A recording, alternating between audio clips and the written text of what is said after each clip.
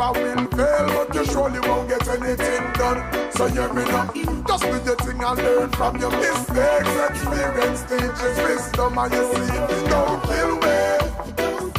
I know it's gonna be way. Oh yes, gonna make me stronger. Hey, what you know? Hey, see you now, yeah. You see the hard work and the struggle and the hustle. Build me backbone and be brain cell and me muscle. So we fighting with the brain and not with knuckle. So we not go build under depression or go buckle.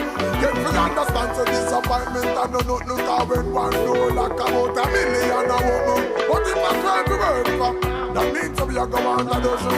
We only want, we won't no want no trouble. But anyway, if thanks to obstacles in our way, because the hurdles teach if we jump. I'm on a step. If everything gets smooth every day, we wouldn't know we could overcome. Cause we don't kill me. Cool ability, right? Uh-huh.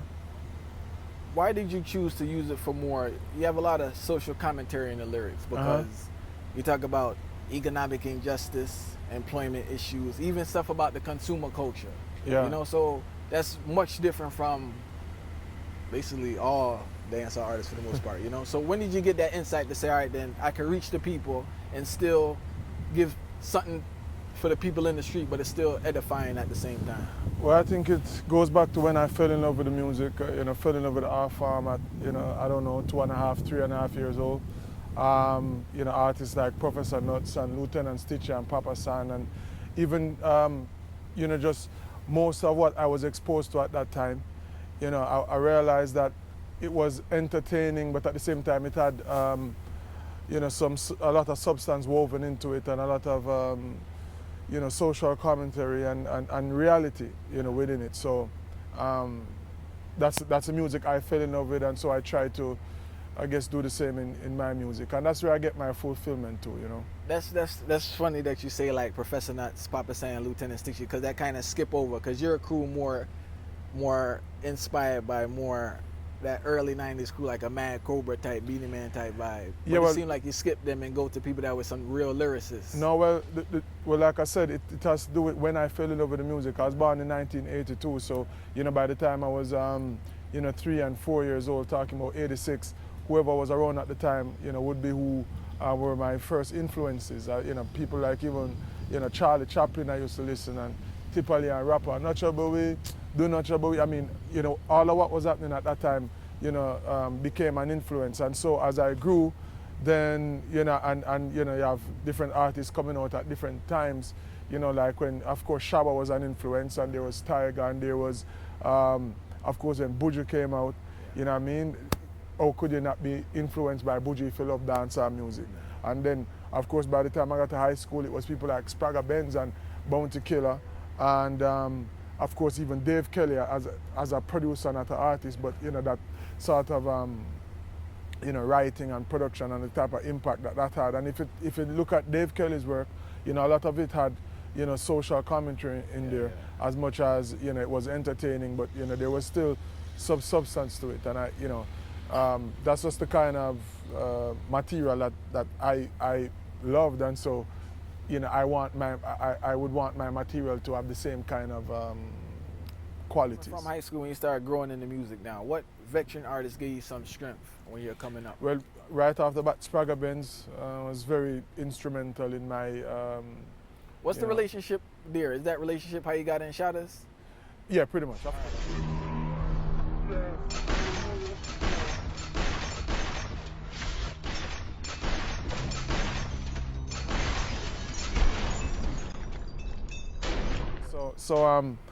So how I even got into the professional side of the business, because music has always been a part of my life, DJing at school concerts and what have you, for family and in the community and things like that, and always just it being a part of my life, making songs while I'm doing my chores, that sort of thing. And while I was in high school, having clashing, after school, lunchtime, beating the desk, that sort of thing. My introduction to the professional side of things involved giving a schoolmate of mine who's Spragga's nephew a song, and Spragga ended up performing the song, and I got to meet Spragga. And then through that linkage, we sort of, things that sort of grew from there. And now, moving from writing to actually voicing a tune, right? What was that transition and what was that experience like? Well, first of all, to clarify, I've never written a song. Like, I don't pen to paper, right? I kind of, put the words together, and it's not freestyling. It's just writing without the pen and the paper. You pretty build much. it. So, and then I was always DJing too. So it's not like I was a writer and then not performing the material. I was always performing while even writing the song or making it up. Yeah. But what I found interesting when I started to record was wearing the headphones versus just beating a desk. I mean, it took some getting used to in terms of hearing the beating, right there, as opposed to hearing it out on a sound system or something like that. Yeah. So I had to get used to that. And then also there was a time when beating the desk and DJing versus DJing to music is a different thing too. So I remember one of the first things that I discovered about music, or not discovered, but discovered because I never knew it before, was the 4 count. Like, music is counted in 4s. Like, I discovered that at, I don't know, when I learned to count at 3 or 4. Yeah. And so it used to always amaze me how, like, I would be, like, when I would be in the little sound system, DJing with the big man them, and some man jumping on like the 3rd bar or the 5th bar. I'm like, what are you doing? How can you not hear that it's 1, 2, 3, 4, then go? So so staying on beat was never an issue. Of course, unless you have some rhythm, with some strange count or something, that you still have them now, like you have some weird offbeat thing, and but like an average rhythm. Spam.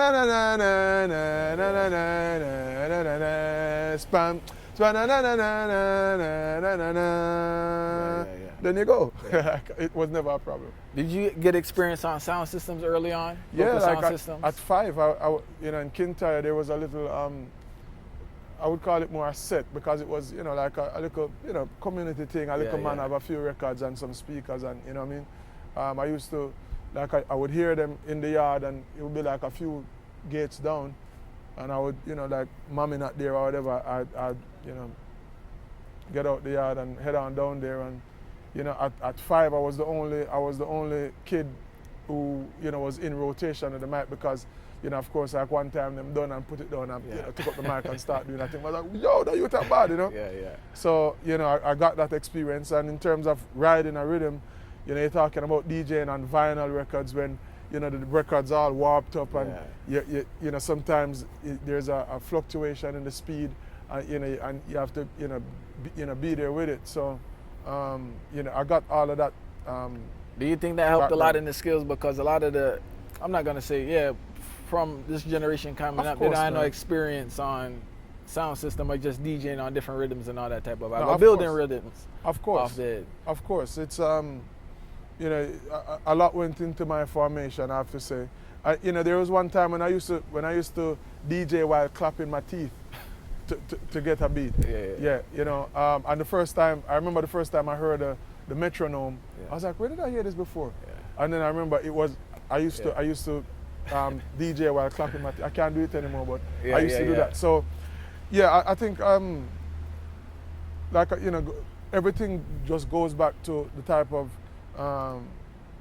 fascination that I had with this art from very early on, and the kind of love for something that makes you want to pursue everything there is to pursue about it and learn everything there is to learn. I've spent, I can't imagine how many hours just immersing myself in trying to uncover everything there is to know. So there's this time when I used to figure that it's kind of like Kung Fu. You see in old Kung Fu movies when you have different styles. So like you have the tiger style and you have the crane style and the drunken master. I used to think of it like there are many styles and techniques in dancehall, and the more you know is the more of a master you can be. So I really want to be like a Kung Fu master, so a dancehall master. So being at Penthouse Records around Donovan, Jermaine, and Buju early in my career, learning things like as simple as how to hold the microphone. A lot of people, the whole, the actual part of the instrument doing the work, and then there's a big handle down there, and you hold the top and then you cone it, and then you curse at the engineer to sort the mic out. So, but it's a very simple thing, and we learn. I learned the incorrect way just by watching stage shows and seeing pictures of people just grabbing the mic like that. And then it took Romain and Buju to be like, no, Juvenile, the mic have a stick for his hold on to the blasted mic, And then it's things like, pulling up a song. Yeah. A pull up of a song is supposed to be the audience is in such a frenzy, and you can't do nothing more than just stop and start over, because it's just like, deafening, right? Yeah. And we have perverted that whole thing to as a man turn on one light and, yo, pull up, that, the truth of the matter is, I had to learn how to perform over the course of my career. There's not much artist development, sadly. So you find that, like I say, a man get a one song and all of a sudden we expect him to be this expert performer. It's not realistic. But at the same time, how many of these people with them one song think that they need to learn anything? Yeah. So that's another thing. Like some man just feel like, yo, I have one song, him have the biggest thing. You can't teach him nothing. You can't tell him. Here what going on. You have to pursue the advice. Like I've had to put myself in situations where all I need to do was look or listen. A lot of what I've learned wasn't any deliberate lesson. I had to pay attention and being around certain people, just try to be a sponge. I remember recording for Dave Kelly, for example. Now, like I explained earlier, Dave Kelly was such an integral part of my influence during high school. There's no way I was going to record for Dave Kelly and be just like, yeah, I'm here to record, and my name, and yeah, whatever, and Ray, and can't. No, I was like, what, Dave Kelly? From the moment, the studio door swing open, I was like, yo, respect, Dave, nice to meet you, and thing. I was trying to learn everything, every single thing I try to learn. Yeah. And I was there putting the song together, and I remember recording the song Good Over Evil. We don't worry about bad mind people.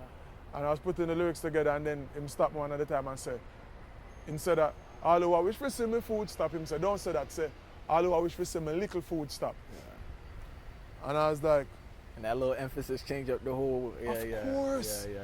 Because immediately, instead of saying me food stop, my little food that speak to more people. Yeah. That speak to... But not going on that much anyway, Yeah, you know what I mean? And so that interaction, I'm able to remember that now because I was in learn mode.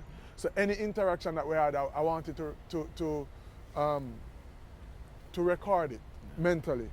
And so I was like, why is he telling me to say little food instead of just all I wish for some food stuff? And I had to dissect it and be like, okay, this really, put a different spin to the whole presentation of the song and the lyric and the meaning.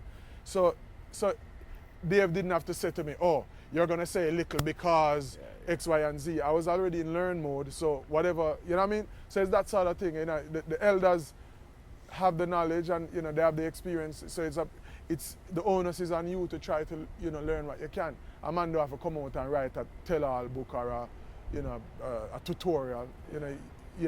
You need to learn because you are the one who need this knowledge. Yeah.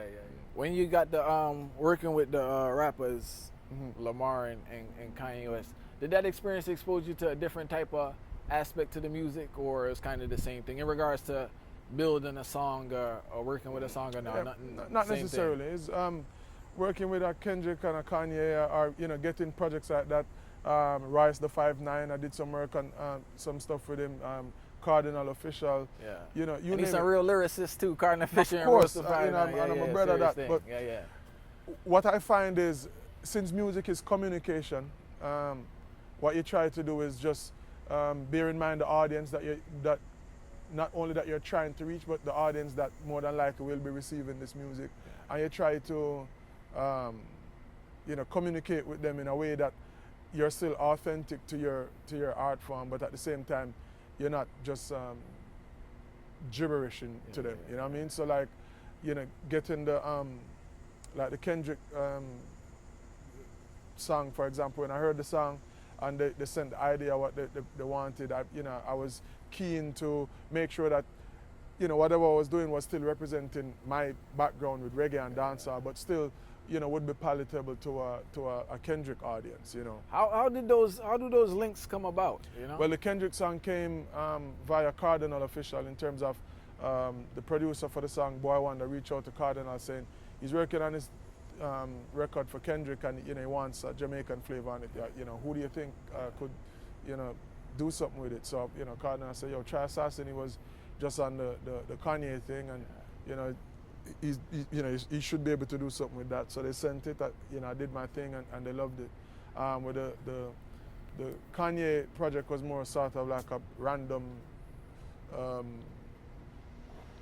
star alignment kind of thing. In other words, his team was in Jamaica to record some stuff for what I was told was a compilation project, like a cool winter, cool summer, something of the sort. And there was kind of like an open invitation for people just to come and record some stuff. And so the engineer at G-Jam, Dizzle, told me about the whole thing. I went down there one afternoon, recorded like 5 verses, a few choruses, and I left it. Yeah. And it turned out one of the things that I did, Kanye decided to put it on his Jesus album. So that's how that came about. It was totally random. Yeah.